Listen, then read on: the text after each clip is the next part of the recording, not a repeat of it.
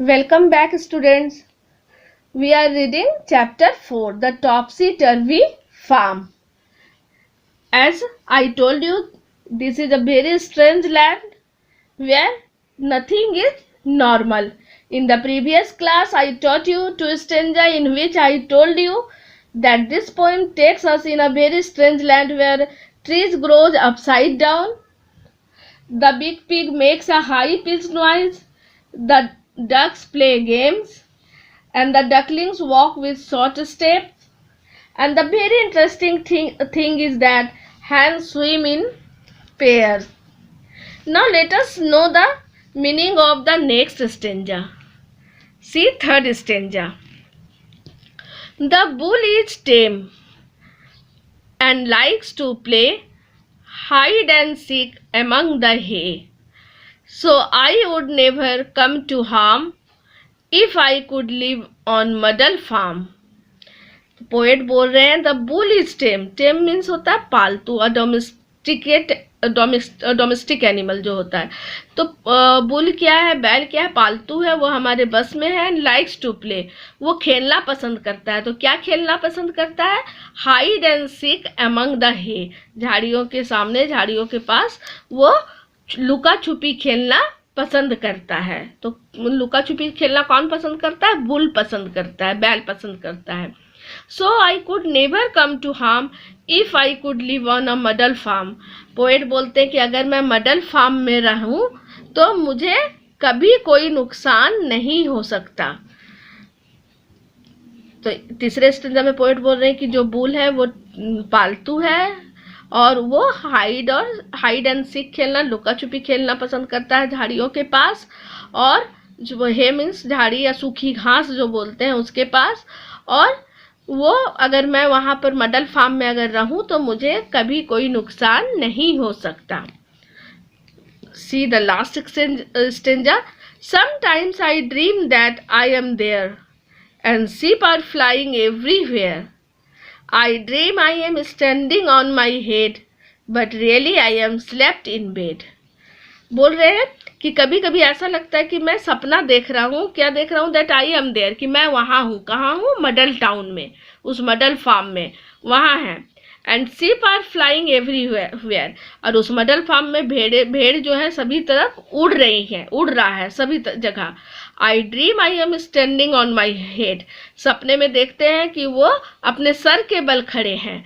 But really I am slept in bed, लेकिन वास्तव में क्या होता है? वो अपने बिस्तर पर सोए हुए होते हैं.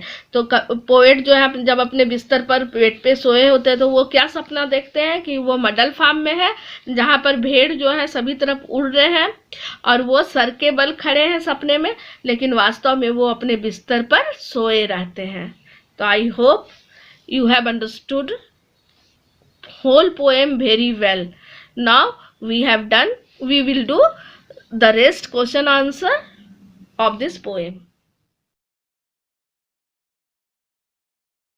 We have already done question number A, tick the correct option, B, true and false, and C, matching. Now see question number D. Give the antonym of the following word from the poem. Antonym means opposite word, विलोम शब्द. तो first क्या है? गो. तो गो का क्या है? Poem के अनुसार आपको लिखना है, पोएम में जो यूज हुआ है.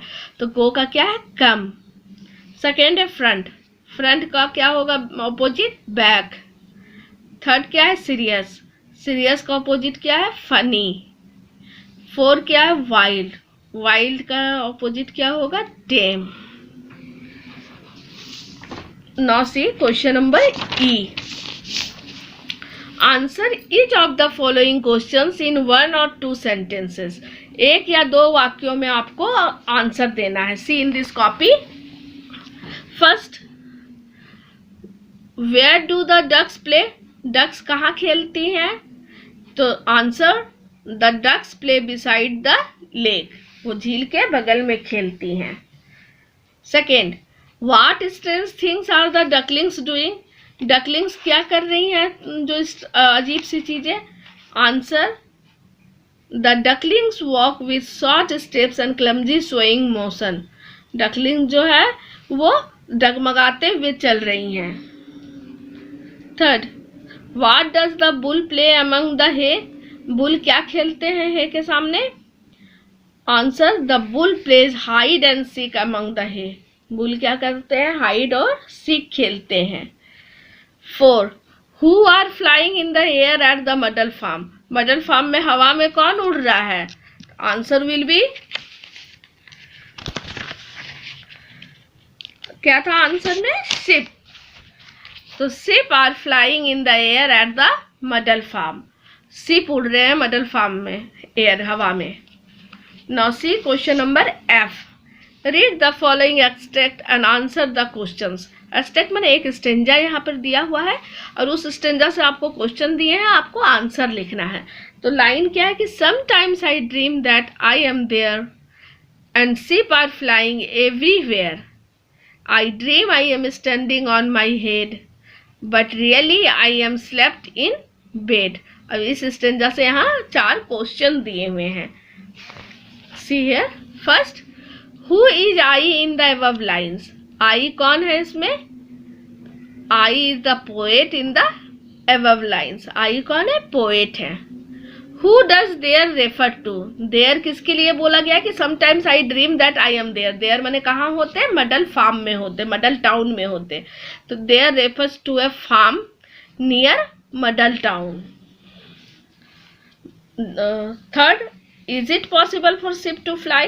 क्या भेड़ के लिए उड़ना संभव है? Answer, no, it is not possible for sheep to fly. भेड़ के लिए उड़ना संभव नहीं है। 4, नेम द पोएम। पोएम का नाम लिखना है। ये जो लाइन्स एक्सट्रैक्ट लिया गया है वो किस पोएम से है? तो the name of the poem is the topsy turvy farm. तो जब भी हम पोएम का नाम लिखते हैं सिंगल इन्वर्टेड कोमा में रखेंगे और जो फर्स्ट लेटर है हर वर्ड का वो आपका कैपिटल होगा। तो द टॉपसी टर्वी फार्म।